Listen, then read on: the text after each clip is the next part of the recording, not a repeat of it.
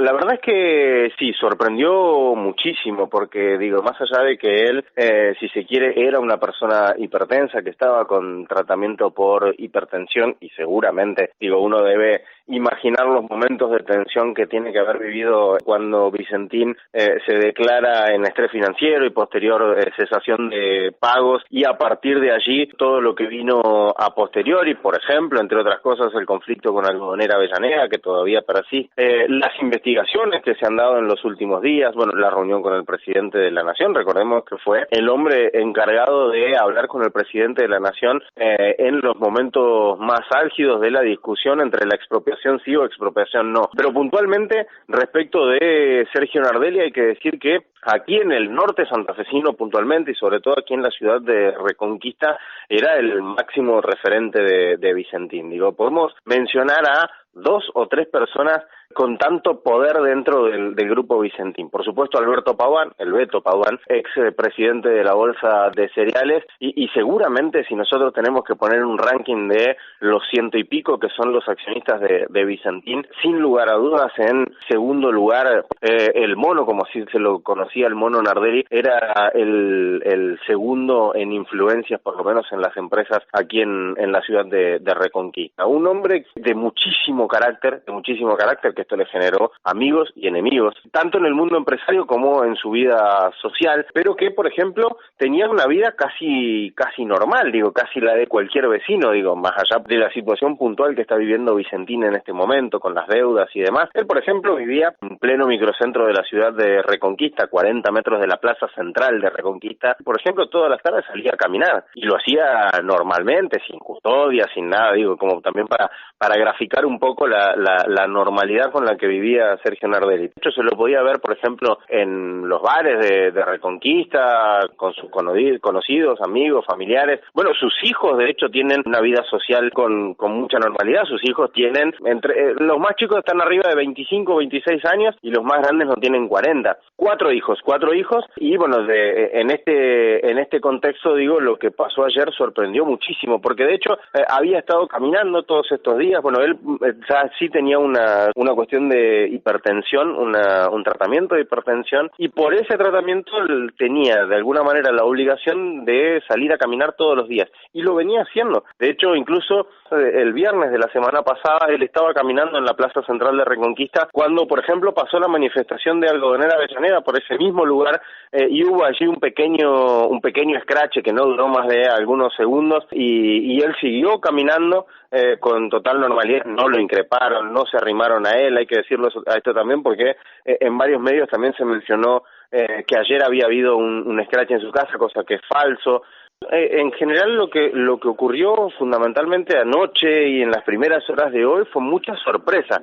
Hubo sí una despedida íntima que se dio en una sala velatoria y estaba previsto que el sepelio sea en el panteón familiar del cementerio municipal, el cementerio histórico de la ciudad de Reconquista, pero finalmente a último momento hubo un cambio y se lo llevó al cementerio Parque, que está en las afueras de la ciudad de Reconquista. Lo que tiene Sergio Nardelli y lo que va a generar de alguna manera puertas adentro del grupo Vicentín es que es uno de los hombres con mayores influencias dentro de la familia, o por lo menos es lo que se nota hacia afuera. Alberto Paduan es el principal referente, tanto familiar como empresarial, y en segundo lugar estaba Sergio Nardelli. Sergio Nardelli que, entre otras cosas, por ejemplo, para que ustedes tengan una idea, es uno de los que siempre compuso las relaciones que muchas veces fueron muy tensas dentro del grupo familiar. Fue el que además empujó muchísimo para que se consigan algunas inversiones aquí en el norte santafesino por parte del propio grupo Vicentín. Ejemplo, la compra de Friar, la compra de Algodonera Avellaneda, la compra de Algodón Estrella, que en su momento estaba en Quilmes y que era una empresa de otro grupo empresario, que cuando lo Vicentín lo compra, lo instala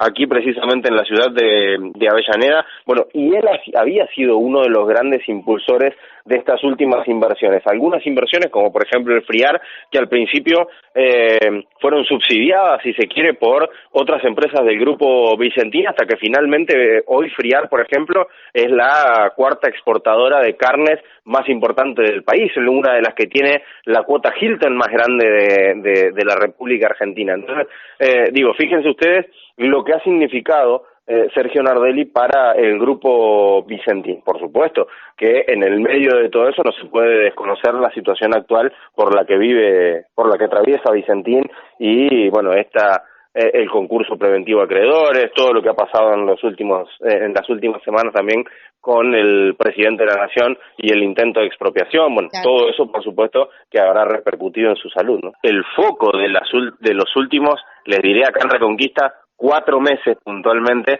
está puesto sobre Vicentín, sobre todo lo que significa el mundo Vicentín.